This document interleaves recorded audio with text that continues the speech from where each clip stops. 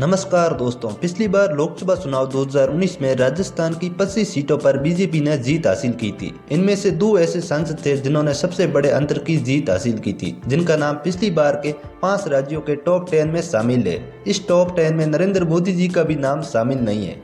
आज हम आपको राजस्थान के पिछली बार चुनाव के टॉप 10 नेताओं के बारे में बताने वाले हैं, जिन्होंने सबसे बड़े अंतर की जीत हासिल की थी।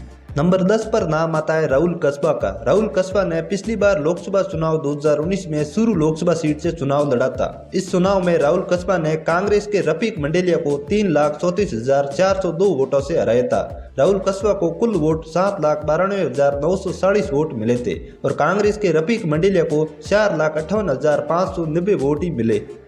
नंबर 9 पर नाम आता है राज्यवर्धन सिंह राठौड़ का। राज्यवर्धन सिंह राठौड़ ने पिछली बार लोकसभा चुनाव 2019 में जयपुर ग्रामीण सीट से चुनाव लड़ा था, जिसमें राज्यवर्धन सिंह राठौड़ ने कांग्रेस की कृष्णा पूनिया को 3,93,170 वोटों से हराया था। राज्यवर्धन सिंह राठौड़ को कुल वोट 8,20,132 वोट मिले थे और कांग्रेस की कृष्णा पूनिया को 4,26,961 वोट ही मिले। नंबर 8 पर नाम आता है निहाल चंद मेघवाल का। निहाल चंद मेघवाल ने पिछली बार लोकसभा चुनाव 2019 में गंगानगर लोकसभा सीट से चुनाव लड़ा था, जिसमें निहाल चंद मेघवाल ने कांग्रेस के भरतराम को 4,06,978 वोटों से हराया था। निहाल चंद मेघवाल को कुल वोट 8,97,177 वोट मिले थे और कांग्रेस के भरतराम को 4,90,190 वोट ही मिले।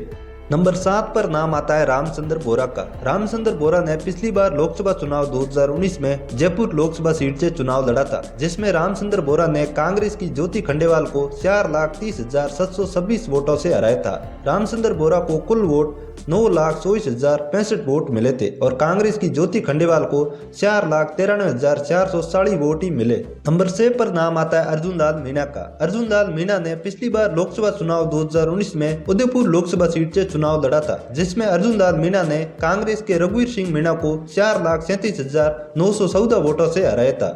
अर्जुन लाल मीणा को कुल वोट 8,70,540 वोट मिले और कांग्रेस के रघुवीर सिंह मीणा को 4,33,734 वोट ही मिले। नंबर 5 पर नाम आता है दुष्यंत सिंह का। दुष्यंत सिंह ने पिछली बार लोकसभा चुनाव 2019 में जालौर लोकसभा सीट से चुनाव लड़ा था, जिसमें दुष्यंत सिंह ने कांग्रेस के प्रमोद शर्मा को 4,53,928 वोटों से हराया था। दुष्यंत सिंह को कुल वोट 8,87,400 वोट मिले थे और कांग्रेस के प्रमोद शर्मा को 4,33,472 वोट ही मिले। नंबर 4 पर नाम आता है पीपी चौधरी का। पीपी चौधरी ने पिछली बार लोकसभा चुनाव 2019 में पाली लोकसभा सीट से चुनाव लड़ा था, जिसमें पीपी चौधरी ने कांग्रेस के बद्रीराम जाखड़ को 4,80,597 वोटों से हराया था। पीपी चौधरी को कुल वोट 9,01,50 वोट मिले थे और कांग्रेस के बद्रीराम जाखड़ को 4,18,552 वोट ही मिले। नंबर 3 पर नाम आता है दिया कुमारी का। दिया कुमारी ने पिछली बार लोकसभा चुनाव 2019 में राजसमंद लोकसभा सीट से चुनाव लड़ा था, जिसमें दिया कुमारी ने कांग्रेस के देवकी नंदन को 5,51,916 वोटों से हराया था। दिया कुमारी को कुल वोट 8,63,340 वोट मिले थे और कांग्रेस के देवकी नंदन को 3,11,123 वोट ही मिले।